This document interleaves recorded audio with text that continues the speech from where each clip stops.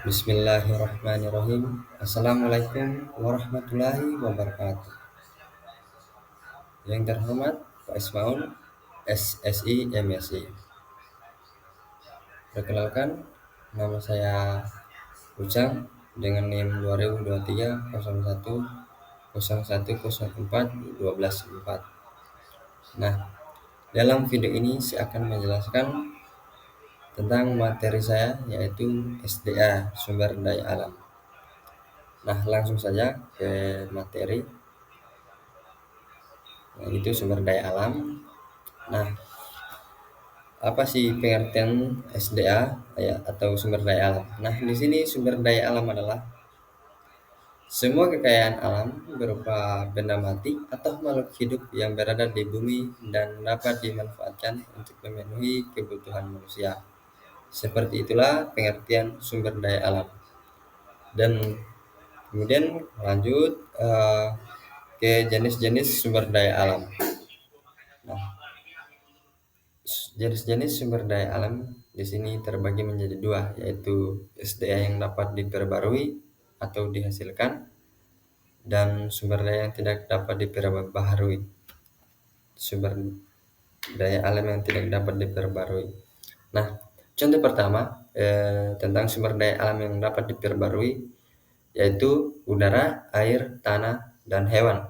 Dan yang tidak dapat diperbarui contohnya bahan tambah logam dan sumber energi. Nah, itu jenis-jenis sumber daya alam. Nah, kemudian ke nilai kegunaan atau nilai ekonomis. Nah, sumber daya alam dalam kegunaan tinggi. Nah, di sini terdapat 3 nilai kegunaan sumber daya alam. Nah, salah satunya yang pertama SDA kegunaan tinggi, yang dimana sumber daya alam yang cara mendapatkannya diperlukan biaya yang besar, yaitu emas, perak, dan intan. Nah, untuk sumber daya alam kegunaan rendah, cara mendapatkannya dengan biaya yang cukup murah dan tersedia di alam. Dan tersedia di dalam jumlah yang cukup banyak, seperti buah-buahan, pasir, batu, dan lain-lain. Nah, kemudian nilai ketiga yaitu SDA non kegunaan, yang dimana sumber daya alam yang cara mendapatkannya tidak perlu mengeluarkan biaya sama sekali. Contohnya yaitu udara, cahaya, matahari, angin, dan lain-lain.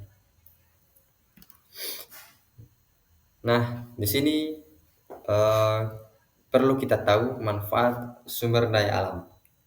Nah, manfaat yang pertama ialah dalam pemanfaatan sumber daya abiotik. Nah, seperti sumber daya nabati, tumbuhan yang bersumber bahan pangan, bahan sandang, obat-obatan, dan keperluan industri. Dan kemudian sumber daya hewani itu bahan sandang dan pangan, kulit dan tulang jadi perhiasan, bahan industri, sumber penelitian, sumber lapangan pekerjaan, sumber gizi, sumber tenaga, dan pupuk. Nah, itu pemanfaatan dari sumber daya abiotik. Kemudian pemanfaatan dari sumber daya biotik. Nah, di sini perlu kita tahu yaitu ada hutan sebagai cagar alam, hutan produksi, hutan lindung, pengatur cuaca dan iklim, dan sebagai daerah tangkap hujan. Kemudian udara itu sebagai oksigen, nitrogen untuk membuat pupuk, argon untuk pembuatan lampu, CO2 untuk fotosintesis tumbuhan. Kemudian sumber daya air seperti sungai, danau, rawa, dan laut. Kemudian tanah itu sebagai tempat berpijak makhluk hidup yang ada di atasnya. Kemudian sinar matahari sebagai sumber daya tenaga dan sebagai proses fotosintesis tumbuhan atau CO2. Nah, kemudian bahan-bahan tambang yaitu sebagai pendukung pengembangan dan sebagai bahan dasar industri dalam pembangunan. Nah, mungkin itu saja materi yang saya bawakan dalam video ini. Terima kasih. Saya tutup dengan Assalamualaikum warahmatullahi wabarakatuh.